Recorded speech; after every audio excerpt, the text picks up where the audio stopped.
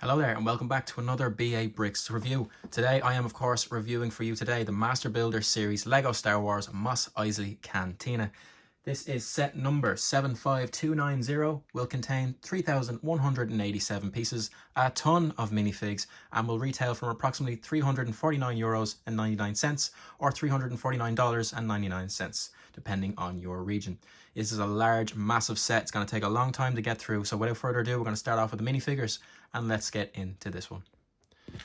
Now guys, first of all, we have Chewbacca. Very, very generic Chewbacca. There's nothing different between him and any other Chewbacca that we have seen in Riva Star Wars sets. The next one down the line, however, is a brand new and exclusive to this set minifigure. This is Labria.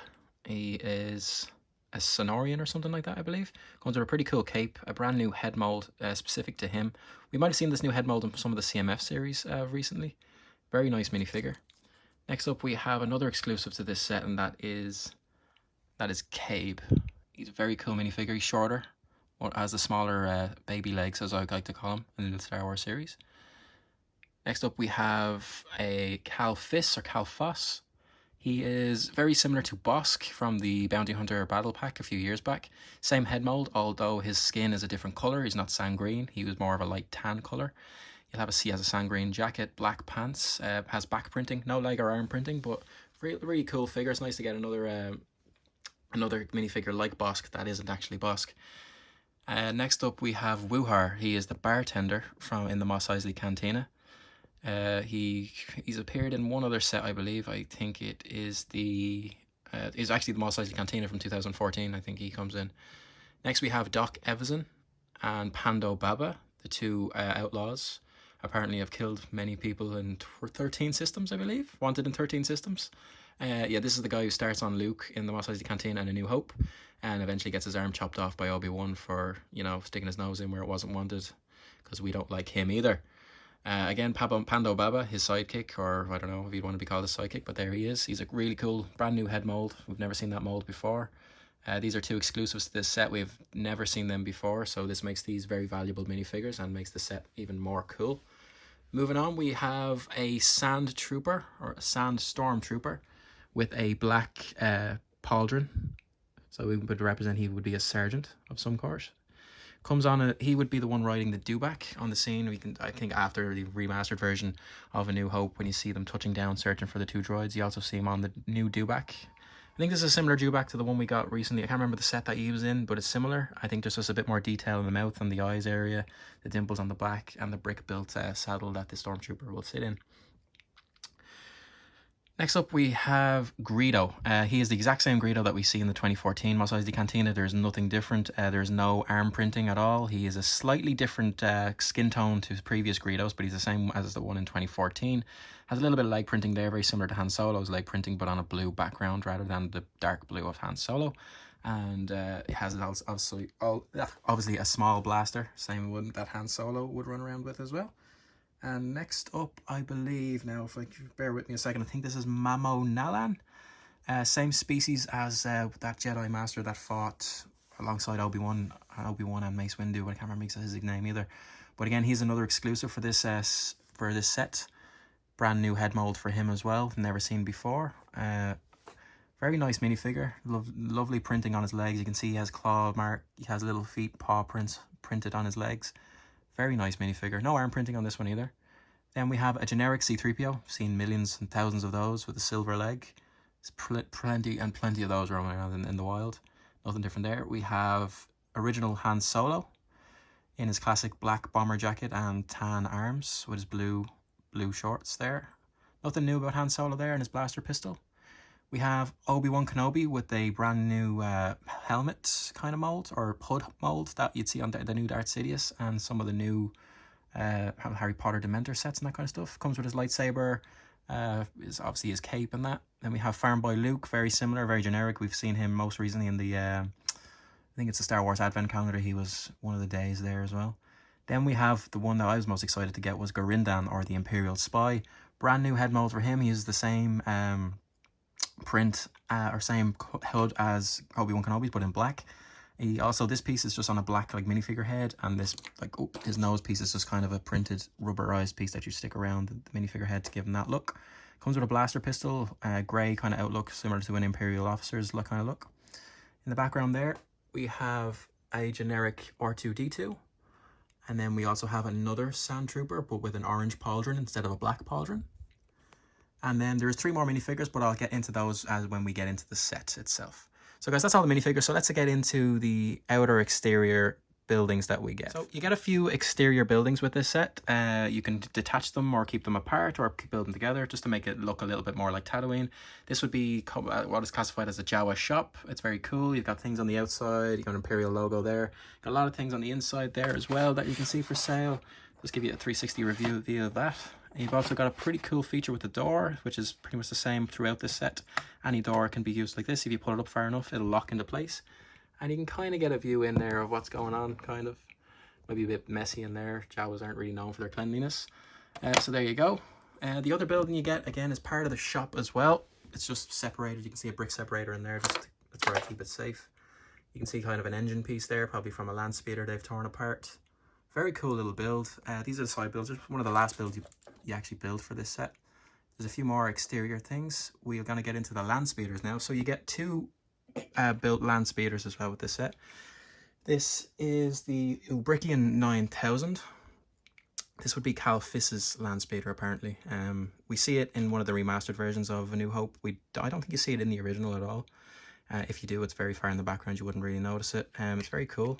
Has an open cockpit. You can see it's enough to fit 1 minifigure in there with a control panel there. So you can get Cal Fiss in there, close it up, and away he goes. Pretty weird looking speeder if you ask me, considering what we have seen in Star Wars. But it's a really cool little build, a nice little side build for it. That's that one there. Next speeder we have is the V35 land speeder. It's pretty cool, really nice build. This is probably one of my favorite little builds in the set. You can see lovely engine detailing there on the tops there, really nice. It looks very true to its on-screen counterpart. You can see the little clear plastic circle pieces there that make it seem like it's levitating like most land speeders you get nowadays in LEGO sets. Huge cockpit piece. I'm not sure if that's exclusive to this set or not. I don't think it is. I think it might be in a few Ninjago sets and stuff like that. You can see a little control panel there. Really nice build. It's about 100 pieces. It's one of the first things you build in the set before you actually get into the Mos Eisley Cantina, and it's a really nice way to get you started on your way. Really like that build. So guys, here's an aerial view of the Mos Eisley Cantina. It's quite large. It's very big. It's very similar, probably 2 color tones, dark tan and light dark and light sand color. Very nice. You can see the bar in there. The set does open up, and I will open up and show you. You've got a few moisture evaporators there on the outside of the set. There's 1 and then there's 2 over there. Again, you got these dome kind of pieces that would be reminiscent of any building on Tatooine. You can kind of see aerial view into the bar. Now I would have had all the minifigures in here and kind of scenes, but I had to take them out for review, but I will show them back in the set when I actually get into it again. Very cool. Again, on the outside of the cantina, you have this kind of door. Has the Star Wars writing on the top, that kind of Star Wars language. I can't remember the name of it. The door comes up and locks, and you can walk in. You get your minifigures walking into the canteen there. It's really cool. On the outside, you've got the dewback's little place where you can feed, drink water, and that kind of stuff. Really nice little area for the dewback, for him to be displayed rather than being loose to the set where he could get lost, broken, or whatever. On the other side, again, similar, just like a little storage area. Nothing really too fancy there. There's another door over here that again opens and locks up for the back of the bar. You can actually open up this little piece here, and that lets you into little Wuhar's little storage closet, which is really nice. You can see a broom in there, binoculars, extra cups, spare glasses, and that kind of stuff. And if you look really closely in there, you can kind of see if you can get it, a wanted poster for C-3PO and R2-D2, which is what the Stormtroopers are looking for in A New Hope. Yep, so as you can see, this is the bar fully opened, and you can display all of the minifigs, what have you, in whatever way you want. I have them all in their own particular scenes that I believe they would have been in during the scene in A New Hope in the canteen itself. So I have Wuhar behind the bar. I have Libra, Cabe, and Calfas or whatever, standing at the bar ordering their drinks. I have C-3PO and R2 leaving the bar because obviously they're not allowed here. We don't serve their kind here. That whatever he says. But and then I have Greedo and Han Solo. There's a really cool play feature there. I'm going to show you in a minute. In their booth, having a chat about the bounty that he owes Jabba the Hutt. I have Mallow over here sitting on his own. I think that's what I can gather from the scene. Chewbacca wasn't really in the scene. You can see him in the bar around, but I'm not really sure where he was. And then you have the altercation between Obi-Wan Kenobi, Doc Evans, Panda Baba and Luke Skywalker over there, where he tells him that he doesn't like him and I don't like you either, whatever kind of stuff, and chops his arm off. So I'm gonna have that over there. So let me just get a little bit closer. I can show you a few other things. So here we have Woo-Har behind the bar serving the drinks, and then in there's the 3 other minifigures I told you about. There is the Bith musicians, really cool minifigures. Each of them have their own individual kind of instruments, and it's really cool. You know, every time I see them I just hear that in my head. It's really cool. All of the little booths here, as you can see, that they're all sitting in, can actually be accessed from the top to make it easier to put the minifigures in or just to play with them. There you are, as you can see. And then if you look into the next one here, come that off, you can see that in there we have Han Solo and Greedo. And if you look on the outside, you can see little kind of hinge pieces. So if I push those, so you remember this, the iconic scene, obviously. Who shot first? We don't know. Well, we know who shot first. Han shot first, but then when you edit it down, you can make it that Han doesn't. So if you push that little play feature that I was telling you about, I think if you pull it forward, you can see Greedo falls forward, and it's like Han shot him. So he definitely shot him first this time. That's for sure. You have the Bith musicians, as I said, the 3 guys chilling at the bar, C-3PO on his way out. On the other side, you've got similar mirrored images of the boots. I don't have any characters in there at the moment. You got another entrance and exit there with stairs leading up to it. That's another 2 seats and a table. There's the altercation, as I said, with Obi-Wan Kenobi, Evazan and Pando Baba. And the bar is beautifully detailed. A lot of silver, pearl gold, a lot of translucent pieces to make it look like glasses and bars and cups and everything. So it's a really cool little detail. So guys, there you have it. There is my review and a little overlook of the Mos Eisley Cantina Master Builder series. I really love this set. It's an amazing display piece. The only thing I would say, the build process can be quite repetitive. You're dealing with the same color a lot in about, I'd say 20 of the steps are all of the building of the buildings, the side buildings and the main building. Very repetitive, using the same colors. It can be quite hard also to see the instructions. The instructions are printed on the black pages, which I absolutely hate, especially when a lot of the colors are very hard to see on that background. You see a lot of dark colors in the brickwork as well that are not light, that are not sand color, which can be very hard on the eyes and get very repetitive very quickly. So I found myself halfway through the build getting a bit bored and having to wait till the next day to start it again, because I was just running out of willpower to do it. Which is why it's a good thing that this build that has a lot of side builds, as in I would like it if I would recommend leaving the land speeders that you build maybe a bit later in the build than the instructions tell you to, just to break up the build that little bit more, so you can actually do it in a longer run than I did. The minifigures in this set are amazing. You get nearly 20 minifigures, and most of them are exclusive to this set. They're really, really cool. We won't get them in any other sets that are out now anyway, whether they'll be available in a few years to come maybe, but for the moment you can only get them in this set. I expect this set to retire in the next year, maybe 2. It's been in and out of stock constantly. I got this on day 1, and I have the Yoda's lightsaber to prove it. I built it day 1 as well, and I loved it ever since. And ever since then, it's been very hard to get, and people are still struggling to find it in their Lego stores or even online direct from Lego.com themselves. As you see it here, this would be how I would display my set. This is how it would be on my shelf, in my display room, with Luke's land speeder, the newest Luke's land speeder, also on display with it, and Obi-Wan's hut, which I don't have with me now, but it's upstairs as well, and that is also on display with it, just to give that little extra feeling of Tatooine and a little bit more depth and that into the scenes that we see. This set is €350 in my region for 3,000 pieces, so on paper it's about 12 cents per piece. It's about 11 cents per piece, which is pretty cool. For a Star Wars set, that's pretty decent, and it's probably one of the few Star Wars sets that I can actually, that when I looked at it at first, I'm like, wow, that the value isn't there.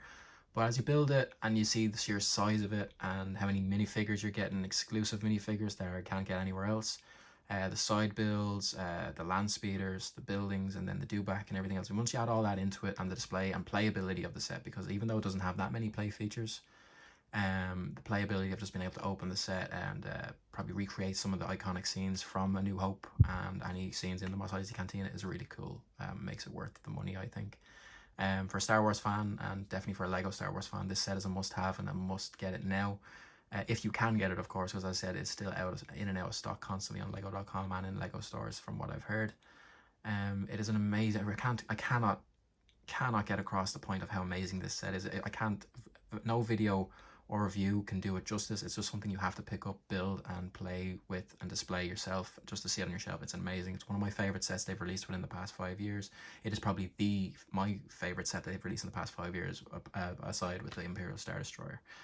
I really love this, I really do, guys. So again, get it. Please get it now, because if you can get it and you see it on the shelf and you haven't gotten it already, get it, because I can guarantee you there's going to come a time where it won't be on the shelf and you'll be kicking yourself in the butt for not getting it.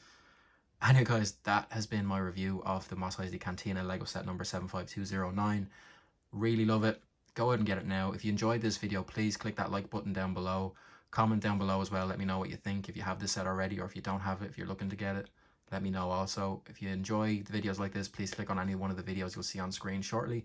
Hit the subscribe button in the middle of the screen, or the one down in the corner beside that notification bell to be notified of any future reviews. I have the Guardians ship nearly ready for editing and review process. That'll be up in very, very shortly, and I hope you guys enjoyed that one, especially you guys in the US who unfortunately cannot get your hands on it just yet.